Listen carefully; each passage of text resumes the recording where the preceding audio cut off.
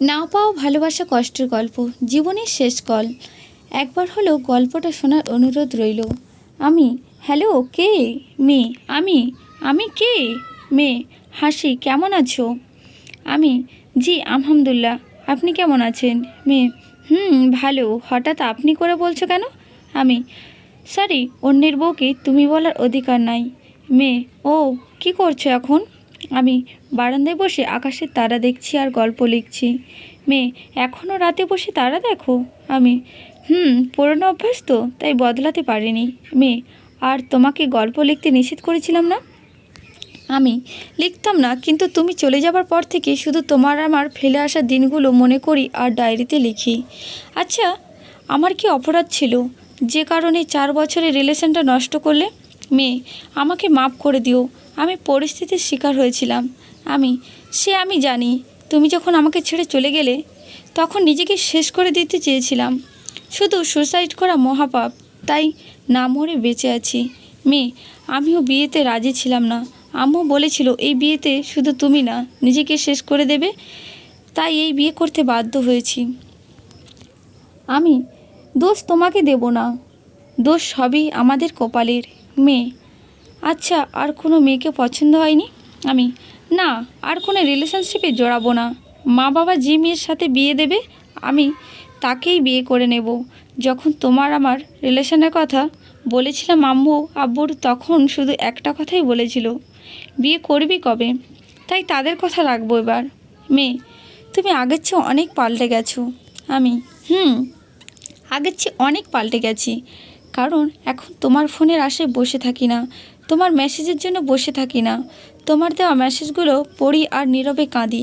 আগে রাতে তাড়াতাড়ি ঘুমিয়ে পড়তাম, এখন আর রাতে ভালোভাবে ঘুম হয় না। মেয়ে, খুব ইচ্ছে হয় তোমার কাছে চলে যাই, কিন্তু পারি না। আমি, সেইটা তোমার পক্ষে আর সম্ভব নয়। মেয়ে, একটা কথা রাখবা? আমি, কি কথা? মেয়ে, তোমার বিয়েতে আমাকে দাওয়াত দেও। আমি, সে নাই হবে, দেব। হঠাৎ এমন কথা বলছো যে? মেয়ে, আমার খুব ইচ্ছা হতো তোমার বউ সেজে তোমার ঘরে যাব, কিন্তু আমার সেই ইচ্ছে তো পূরণ হলো না, তাই নিজের হাতে তোমার বউকে সাজাবো। আমি, আচ্ছা তাই হবে। মেয়ে, কোনো দিন যদি শোনো আমি মারা গেছি, তাহলে আমার কবরে এক মুঠো মাটি দিয়ে যেও। আমি, তোমাকে বলেছিলাম মৃত্যুর কথা বলবা না। মেয়ে, আচ্ছা আর বলবো না। আমি, জানো, আজ তোমাকে জড়িয়ে ধরে খুব কান্না করতে ইচ্ছে হচ্ছে। কি করব, তুমি তো আমার না, তুমি এখন অন্য কারো হয়ে গেছো। মেয়ে, অনেক কথা হলো, এবার রাখছি। আর শোনো, মন খারাপ করো না, কেমন? হয়তো বা এটাই আমার শেষ কল। আমি, শেষ কল মানে? কারণ তোমার সাথে কথা বলে পুরনো স্মৃতিগুলো আর মনে রাখতে চাই না। যতই কথা বলবো ততই তোমার কথা মনে পড়বে। আমি, আজ তাহলে কি মনে করে কল দিলে? মেয়ে, আজকের এই দিনে তোমার সাথে প্রথম দেখা হয়েছিল, তাই। আমি, যাকগে, আর কোনো দিন দেখতে পাবো না, আজ আবার পুরান কথা বলো।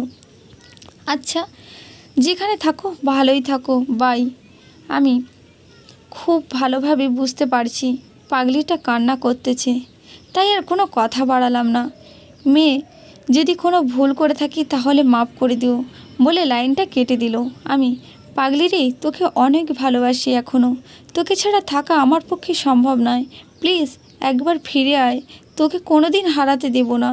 আল্লাহ যদি পরের জন্মে আবার পৃথিবীতে পাঠায়, তোকে অন্য কারোর হতে দেব না। এই বলে কান্না করতে থাকি।